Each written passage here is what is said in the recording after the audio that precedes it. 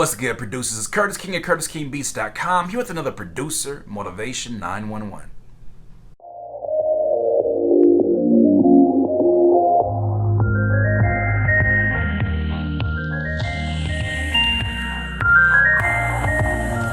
Producers, today is part 4, and I'm going to go ahead and conclude the driving traffic series because we've been hitting it over the head the last 3 videos, and I feel like we're really nailing exactly where we need to be. Now, the 5th video was going to be about uploading consistently, but there's so many subjects I want to get to outside of driving traffic. You guys know, you need to upload consistently in order to keep a good rapport with your audience. And speaking of your audience, today's subject is talking about staying within the community, being a contributor within the community. Now, when I say community, I'm talking about more so social media because we're talking about driving traffic to our producer websites. You have to be a contributor, especially if you're somebody that you feel like you're unknown. Well, your biggest issue is obscurity. Well, in order to raise awareness of your brand, in order to raise awareness of your website, you have to find the places that people are congregating to, where producers are congregating to, where artists are congregating to, and you got to make your voice be heard. There are many ways to make your voice heard, whether it's Twitter hashtag conversations, which if you look at the FL Studio hashtag on Twitter, there's so many producers who are always consistently engaging in that.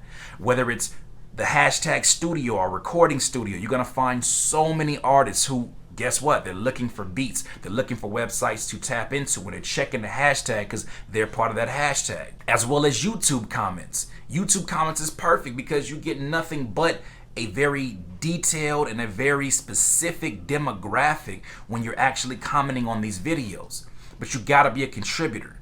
And the more you are a contributor, you will be surprised how small this community is. With all these social medias and all these users, you'll be surprised how small the community comes when it comes to producers that are consistently leaving comments, consistently jumping in the conversation, consistently putting up content. You will be surprised how little there is. And you start seeing a lot of the same faces. Now, the first thing when it comes to contributing within your community, there is no way that you can say you want to be a leader within your community unless you're aware of other leaders within your community. Why do I say that's important? Because first of all, there's a lot of traffic that's congregating there. So it's a great place to make your voice be heard. It's a great place to contribute positive commentary or to contribute your feedback on what this particular producer is doing or your thanks for what this producer is doing. You gotta know the leaders. Now, I say this is important because these leaders within the industry have content and communities that are similar in interest to what you are looking for. If you're looking for producers to buy your drum kits, if you're looking for rappers to buy your beats, this is where they're congregating to because they're fans of this particular leader within this industry.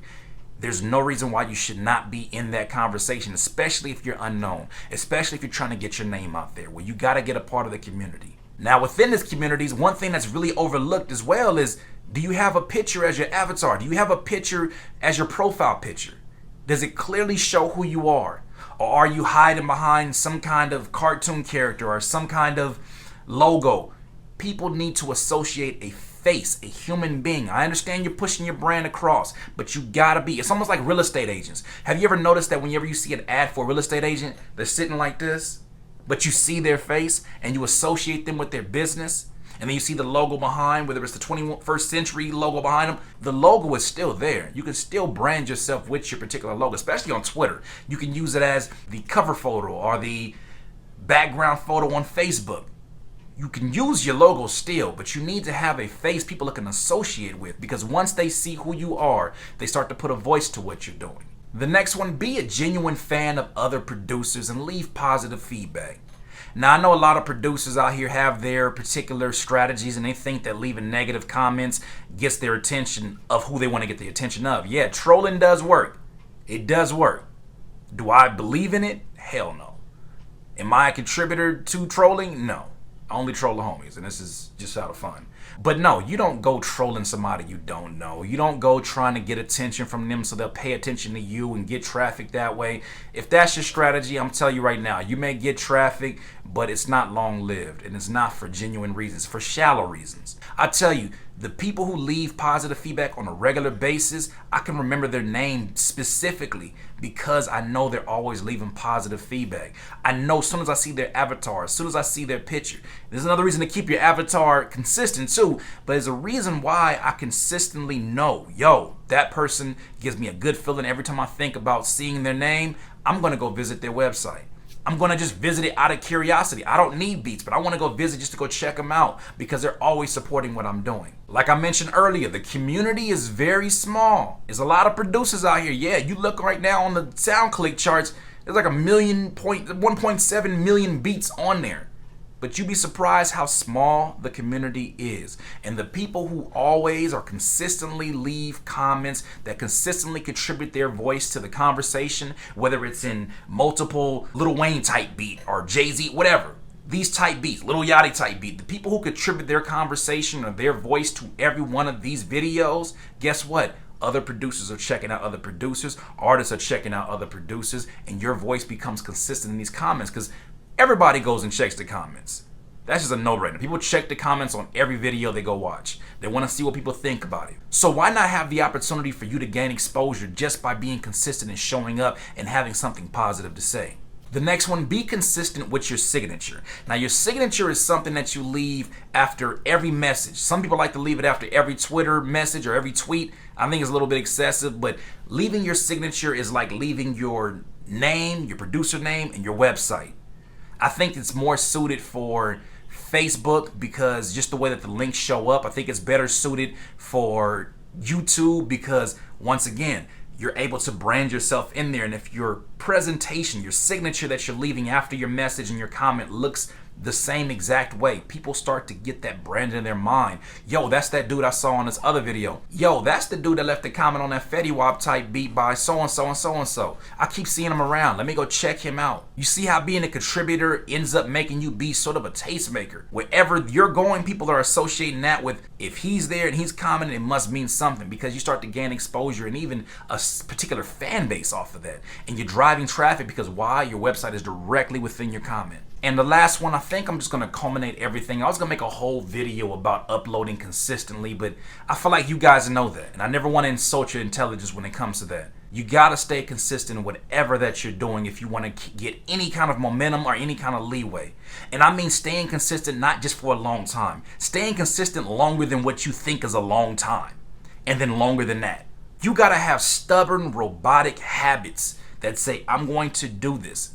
Once you figure out something that works or gets a little bit of momentum, you got to have the consistency to keep pushing through. I mean, even within my videos, you see the last few weeks, the video numbers have kind of dropped off.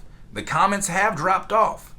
But I consistently continue to put this output out. I consistently go forward because I know that it doesn't take much for things to crack off. You want to be embarrassed a year from now of the things that you're embarrassed of today. So continue to push off consistently. Continue to think about the different strategies that you can have free traffic versus paid traffic. Understand the ideology of posting relevant content on every single one of your social medias and driving traffic to your website. Posting as if you are a participant and not an exception to the rule on these websites. The next one, you must be active in the community of your choice. Whether that's YouTube, Facebook, Twitter, Instagram, you must be consistent and consistently quality. Don't just throw stuff out there for the sake of it. Everything that I'm sharing with you comes to the same mindset. If you're seeing things go a certain way, you don't like the way they're going, break the habit. Do something that's out of the norm. Driving traffic is important, but it's not the whole game. You got to be able to close on these. You got to be able to convert all this traffic that's coming through your website. And you can take care of so much of the hard work.